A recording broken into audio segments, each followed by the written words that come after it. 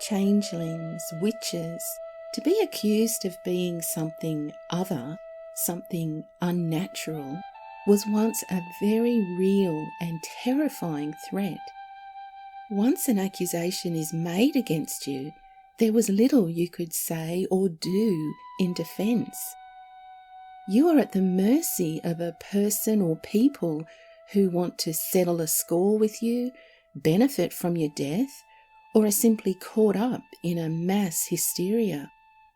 The fear of changelings and witches was once palpable because, typical of human nature, we tend to discredit or destroy the things that we fear or don't understand. The strangest and most brutal case of just such a false and deadly accusation is the burning of Bridget Cleary.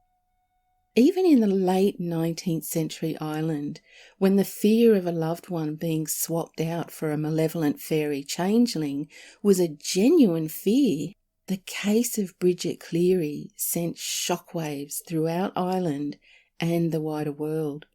Society was so shocked, in fact, that we are fortunate to have many reliable and candid documented accounts from people who were there and witnessed Bridget's horrific ordeal.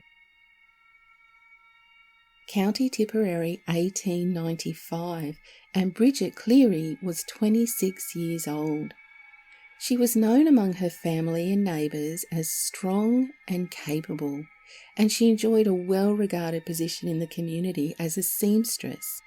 Her trade as a seamstress, plus the eggs that she sold in the village off her own chickens, ensured that Bridget was a financially independent woman, which was a rarity in the day. Bridget lived with her husband, Michael Cleary, who was a cooper by trade, and her father, Patrick Boland, in a house which was considered the best in the village. Bridget and Michael had been married for around about 8 years and enjoyed a peaceful life together. One fine spring day, Bridget was delivering eggs to neighbours and paused for a short rest. She sat down on the side of a small hill, known locally as a fairy hill, a place considered home to fairies and rife with their activity, a place usually avoided by locals, not wanting to anger malevolent fairies. Nothing out of the ordinary happened. Bridget just took her rest, then set off back home. The next day, she fell ill. The doctor was sent for, but didn't call on Bridget until 2 days later. Dr. Crean later said he found Bridget suffering from nervous excitement and slight bronchitis. She was resting in bed, and Crean said he had no anxiety about her condition and could see nothing in the case likely to cause death. He gave her some medicine and left the house, never to see her alive again. Later the same day, the local priest, Father Ryan, was sent for. The priest, too, left Bridget's home absolutely clueless as to the disaster brewing before his eyes. The next morning, Father Ryan was again called to see Bridget Cleary. He didn't go, a decision which no doubt haunted him, for if he had, perhaps the horrific events which followed would never have happened. Bridget's illness, thought now to be bronchitis or possibly even pneumonia, paired with a high temperature and delirium, were mistaken by her husband and her father, innocently or not, for her being taken by fairy as punishment for laying on their hill and replaced by a wicked changeling. The methods used to rid Bridget's body of this changeling were akin to torture. They began as threats and escalated to extreme violence. Well, bad news travels fast. Neighbours and extended family were calling on the Cleary home to see this fairy changeling for themselves. William Simpson and his wife were close neighbours of the Clearys. They left their own house to visit with Bridget. Well, when they arrived at the Clearys' house, they were met by another neighbour, Mrs. Burke. Burke was a cousin of Bridget's, and she told the Simpsons, "They are giving her herbs, got from Gainey, the fairy doctor over the mountain, and nobody will be let in for some time."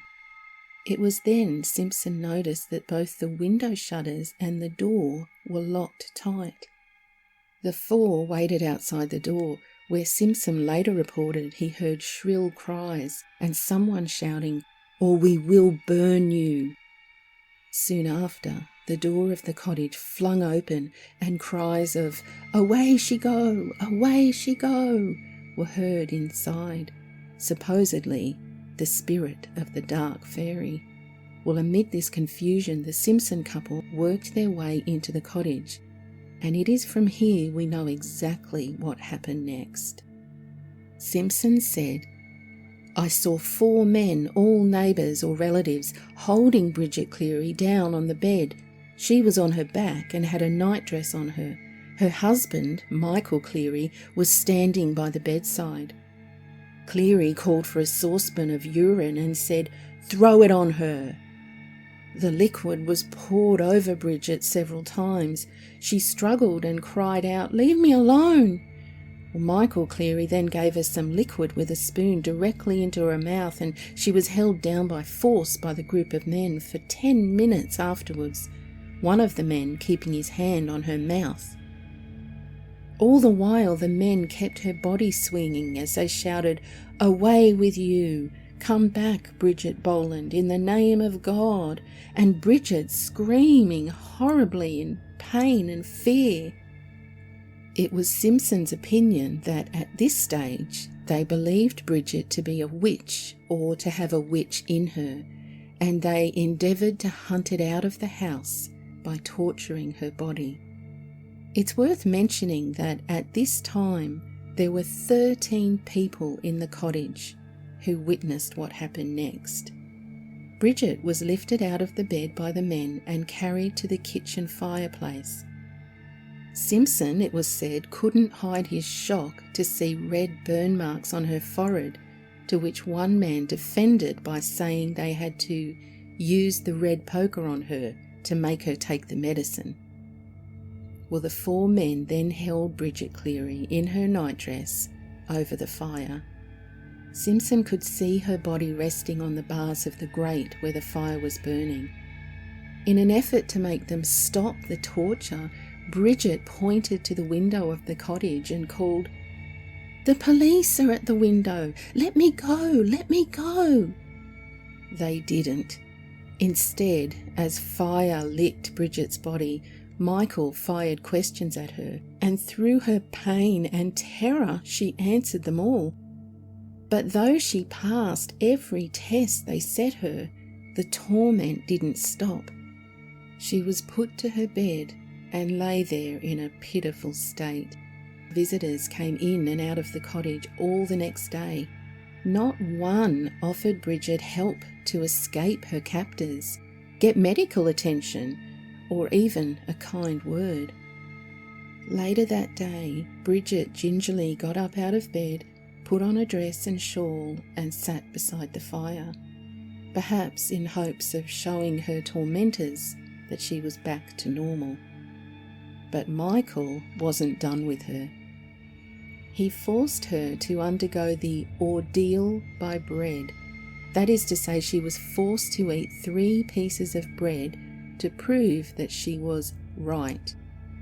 Well, while her mind was still relatively clear, we can only imagine the pathetic state of her physical condition. Not only had she been racked by pneumonia, but several methods of torture too. Well, Bridget managed to swallow 2 pieces of bread, but faltered on the 3rd. She just couldn't do it. In a fit of anger, Michael Cleary bolted the cottage door, locking all visitors, including Mrs. Burke, inside, and began his final attack. He stripped Bridget of her clothing, got a lighted stick from the fireplace, and held it up to Bridget's mouth. Burke and the others cried for Michael to stop and pleaded to be let out of the cottage, but still none stopped him from hurting Bridget. Michael dropped Bridget onto the floor.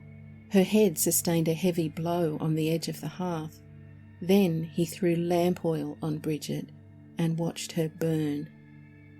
As she was burning, Bridget turned her face to Mrs. Burke and begged her for help, but still Burke did nothing. One by one, the visitors, including Mrs. Burke, huddled in the second room of the cottage. Burke said later, "The house was full of smoke and smell. Oh, I couldn't stand it.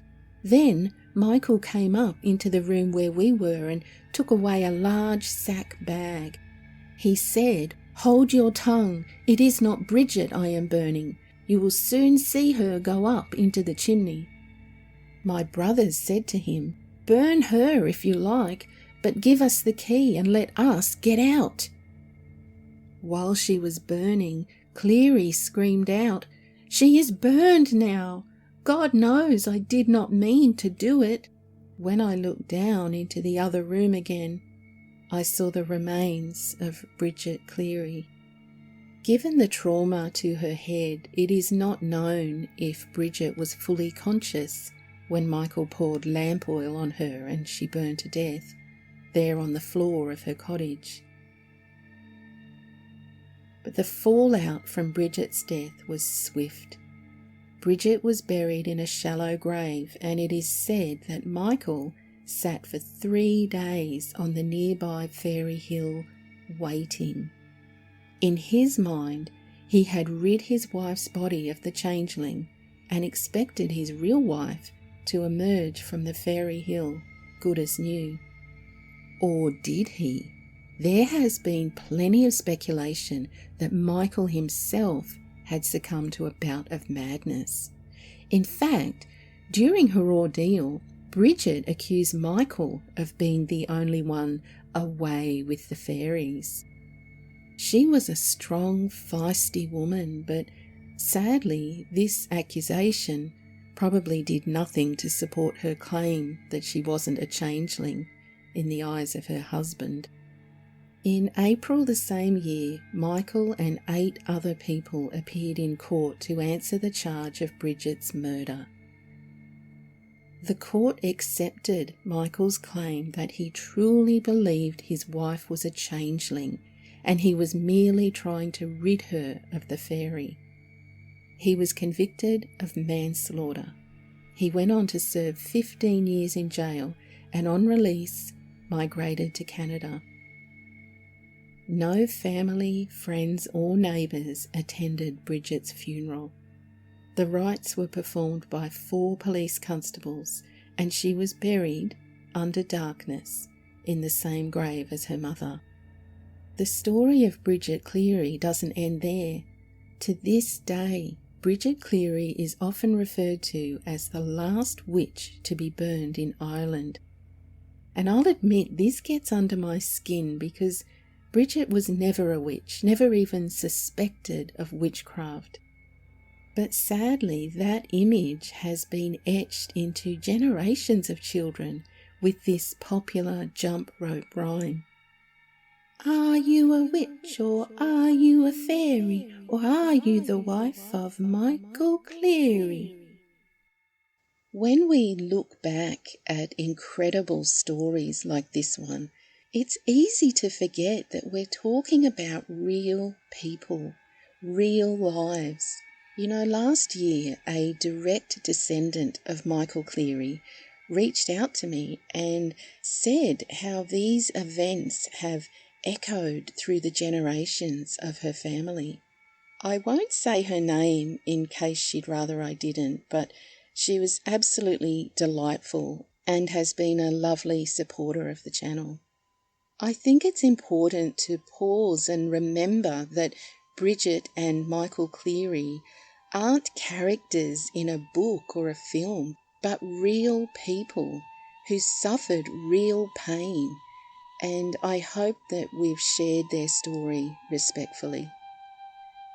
Thanks for sharing your time with me today, and please don't forget to hit the like and subscribe buttons. That really helps my channel with the mysterious YouTube algorithms. Until next time, stay curious and be kind. Cheerio!